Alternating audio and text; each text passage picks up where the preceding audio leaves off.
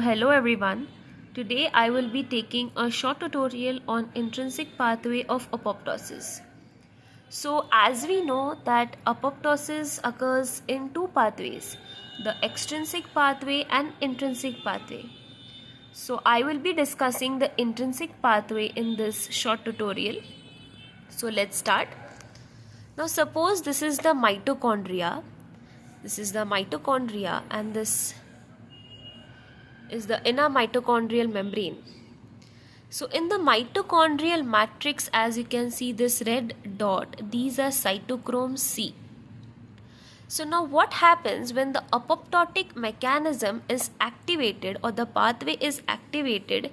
There is an outward movement of the cytochrome C. So as you can see here that the cytochrome C has moved out from the mitochondria. So there is an outward movement of cytochrome from the mitochondria. Once the cytochrome has moved out of the mitochondria, this cytochrome, as you can see here, this cytochrome binds to the cytochrome activating apoptotic factor. So you can call it as APF1. So this cytochrome binds with the cytochrome activating apoptotic factor. So this binds with it and it forms this kind of structure that is apoptosome. This kind of structure is formed and it is called as an apoptosome. Now what happens is this apoptosome activates the procaspase 9.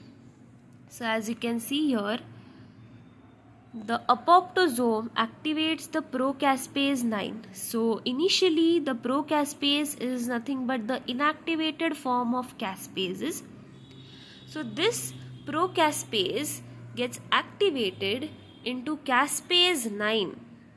So as you can see that this caspase 9 is activated and this caspase 9 activates caspase 3, 6 and 7.